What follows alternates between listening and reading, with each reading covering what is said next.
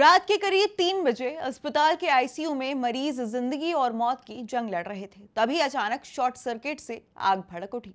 अब देखते ही देखते धुआं पूरे वार्ड में भर गया। मरीज बेबस थे, कई वेंटिलेटर और ऑक्सीजन सपोर्ट पर थे और फिर जो हुआ उसने पूरे बिहार को झकझोर कर रख दिया। मुजफ्फरपुर के प्रसाद हॉस्पिटल में लगी भीषण आग में कई लोगों की मौत हो गई। कई जिंदगी और मौत के बीच संघर्ष कर रहे हैं और अब हादसे के बाद अस्पताल प्रबंधन से लेकर सरकार तक सवाल उठ रहे हैं। अब सबसे बड़ा सवाल यह है कि जब अस्पताल में लोग जल रहे थे, दम घुटने से जाने जा रही थी, तब जिम्मेदार लोग कहां थे?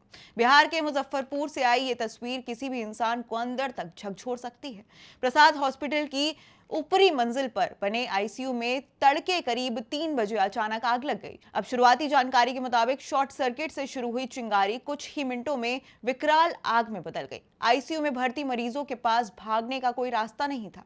कई मरीज गंभीर हालत में थे और मशीनों के सहारे जिंदगी की लड़ाई लड़ रहे थे। जैसे जैसे धुआं बढ़ता गया, अस्पताल के अंदर अफरा तफरी मच गई। चीख पुकार के बीच परिजन अपने अपनों को बचाने के लिए दौड़ पड़े। दमकल विभाग को सुबह करीब 3:50 पर सूचना मिली और 4 बजे तक फायर ब्रिगेड की टीम मौके पर पहुंची। दमकल कर्मियों ने खिड़कियां और दरवाजे तोड़कर अंदर फंसे मरीजों को बाहर निकालना शुरू किया। करीब 15 से 20 मरीजों को रेस्क्यू कर दूसरे अस्पताल में शिफ्ट किया गया। कई लोगों की हालत गंभीर बताई जा रही है। हालांकि मौतों को लेकर अलग अलग दावे सामने आ रहे हैं। आधिकारिक तौर पर अब तक 5 मौतों की पुष्टि हुई है, लेकिन स्थानीय लोगों और कुछ परिजनों का दावा है कि मृतकों की संख्या जो है इससे कई ज्यादा है।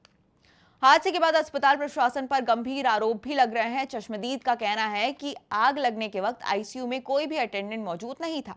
इसी के साथ कुछ परिजनों ने आरोप लगाया है कि अस्पताल का स्टाफ मरीजों को छोड़कर भाग गया। यहां तक कि एक परिजन ने दावा किया कि उनकी रिश्तेदार का शव अस्पताल के बाहर पड़ा मिला है।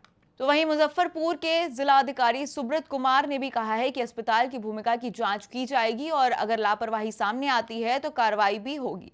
इस बीच हादसे ने राजनीतिक रंग भी पकड़ लिया है। एक तरफ मुख्यमंत्री सम्राट चौधरी ने घटना पर दुख जताते हुए मृतकों के परिजनों को 4-4 लाख रुपए मुआवजा देने का ऐलान किया है और अधिकारियों को घायलों के बेहतर इलाज के लिए निर्देश दिए हैं।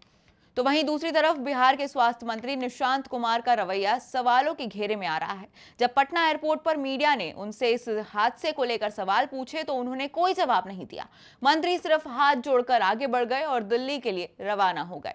मंत्री की ये चुप्पी अब विपक्ष को हमला करने का मौका दे रही है। सवाल उठ रहे हैं कि जब पूरा बिहार इस हादसे से स्तंभ है, तब स्वास्थ्य मंत्री जवाब देने से क्यों बचते नजर आए हैं?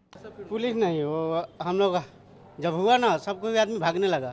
आग लगा तो हम लोग निकल के बाहर कि हाँ चलो बाहर निकल जाता है तब तक के लिए। हाँ तो फिर आप लोग वहाँ से निकल भागे हैं? ना, हाँ भागे हैं निकल कर कि हाँ इधर साइड में रहेंगे, रोड के साइड में। भीषण आग था क्या वो? हाँ आग लगा हुआ था, पूरा धुआं हो गया था। उस पर गए तो देखने के लिए। सर ये लगभग 20 से 22 लोग को हम लोग निकाले हैं। अब एग्जैक्ट काउंट उस समय हम लोग करना संभव नहीं था। आदमी को निकालना मेरी प्राथमिकता थी, लेकिन अच्छा, सर, एक जानकारी दीजिए, क्या मरने की वजह क्या थी? वजह तो अब पोस्टमार्टम रिपोर्ट के बाद ही स्पष्ट हो पाएगा। आग लगने का जो हम लोगों को समझ में आया, प्रथम दृष्टया में शॉर्ट सर्किट है कारण उसका। आगे क्या आप लोग कार्रवाई कर रहे हैं? आगे हम लोग जो भी नियम संगत कार्रवाई होगी हम लोग करेंगे। फिलहाल राहत और बचाव कार्य जारी है। प्रशासन मृतकों की पहचान, घायलों के इलाज और हादसे की असली वजह की जांच में जुटा हुआ है। लेकिन इस घटना ने एक बार फिर से निजी अस्पतालों की सुरक्षा व्यवस्था, फायर सेफ्टी और प्रशासनिक निगरानी पर बड़े सवाल खड़े कर दिए हैं। क्योंकि सवाल सिर्फ इतना ही नहीं है कि आग कैसे लगी है, सवाल यह भी है कि क्या इन मौतों को रोका जा सकता था।